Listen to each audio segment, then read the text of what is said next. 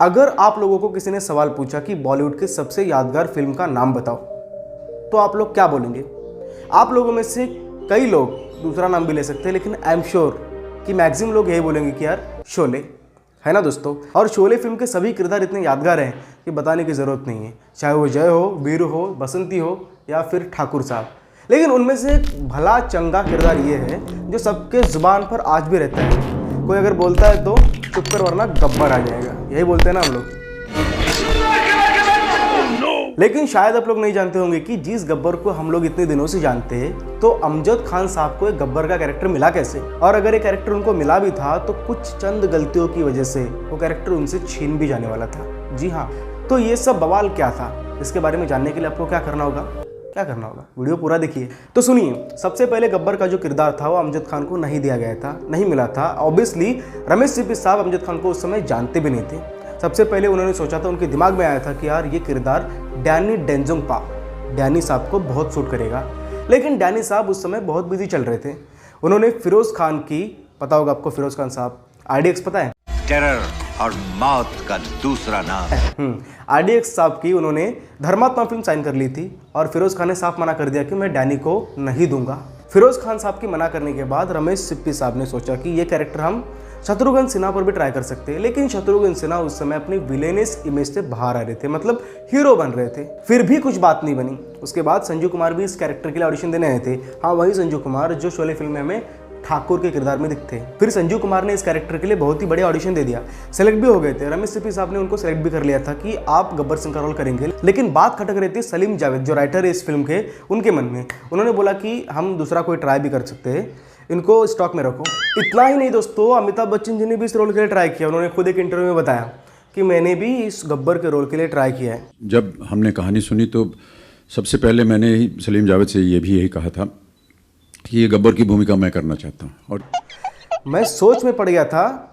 By the way, ठीक है संजू कुमार है, ठीक है शत्रुघ्न सिन्हा है, ये भी ठीक है कि डैनी डेंजोंगपा, लेकिन अमिताभ बच्चन, जस्ट इमेजिन कि अगर बच्चन साहब भी कैरेक्टर प्ले करते गब्बर वाला तो कैसे लगते।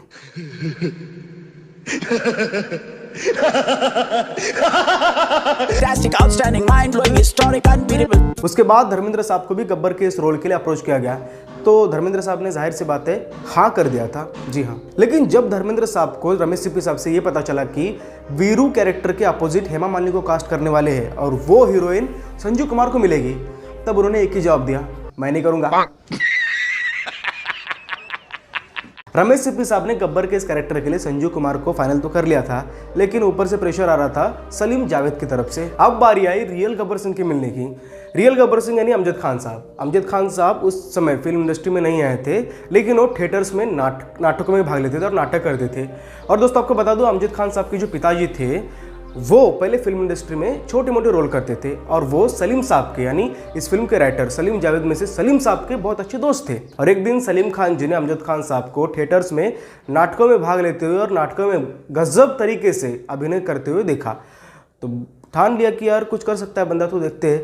तो उन्होंने उनके पिताजी से बात करी और उनसे भी बात करी कि देखो भाई, मैं ऐसे ऐसे एक फिल्म बना रहा हूँ, उसमें एक दमदार कैरेक्टर है और यही मौका है, मौका जाने मत दो, क्योंकि ये कैरेक्टर से अगर तुम बॉलीवुड में एंट्री करोगे तो यार गजब लगेगा। तो फिर अमजद खान साहब ने इसके बारे में सोचा, तो सलीम साहब ने बोला कि ये लो पता रमेश सिप्पी साहब का, और मेरे रिकमेंडेशन से तुम वहाँ पर जाओ, अपना इंट्रोडक्शन दो और ऑडिशन भी दे दो। तो वो उन्होंने कुछ आइडिया भी दे दी कि ऐसा गब्बर सिंह का रोल है और ऐसे ऐसे गेटअप है, उन्होंने आइडिया दे दी थी। तो अमजद खान साहब ने उस गेटअप को फॉलो किया और गेटअप ऐसा ही करके वो चले गए रमेश सिप्पी साहब के ऑफिस। उस समय रमेश सिप्पी साहब ऑफिस में ही थे, और जब उन्होंने देखा कि एक बंदा गब्बर सिंह के किरदार में उनके तरफ बढ़ रहा है, तो उन्होंने यार सोचा कि ये बंदा कौन है, अचानक से ऐसे आ रहा है।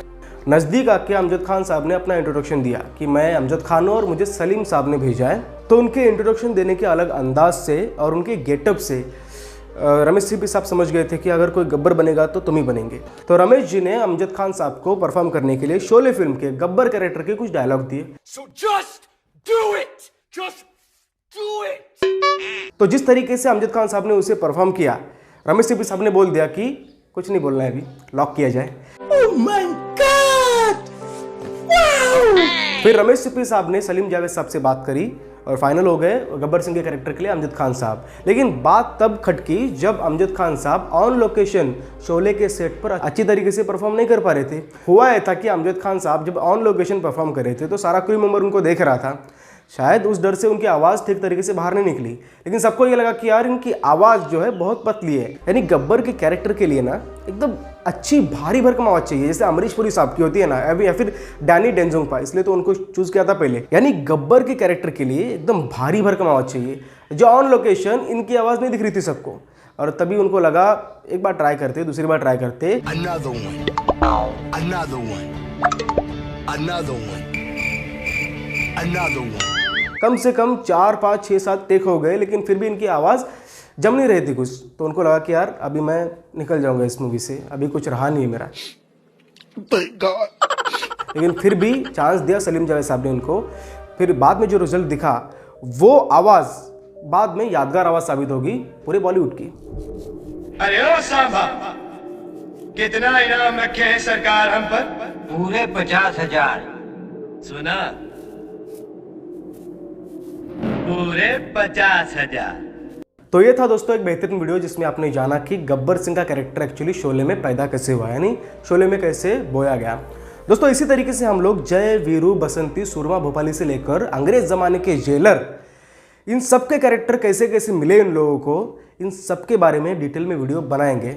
ये वीडियो का पार्ट 1 समझ के चलिए, पार्ट 2, पार्ट 3 करके ऐसे सीरीज़ बनाएंगे। ये शोले वाली सीरीज़ के नाम से भी जानी जाएगी, टेंशन मत लीजिए। बस वीडियो को पूरा ज़रूर देखिए, अपने दोस्तों में शेयर करिए, क्योंकि ये यादगार फिल्म जो है ना, इनके बारे में सबको पता चलना चाहिए, क्योंकि आने वाले सालों में ना ये फिल्म लुप्त ना हो। ठीक है, तो मिलता हूं आपको अगले वीडियो में, तब तक के लिए take care, God bless you all. इस वीडियो को लाइक, शेयर, सब्सक्राइब जरूर कीजिए और मुझे इंस्टाग्राम पर फॉलो करना मत भूलिए।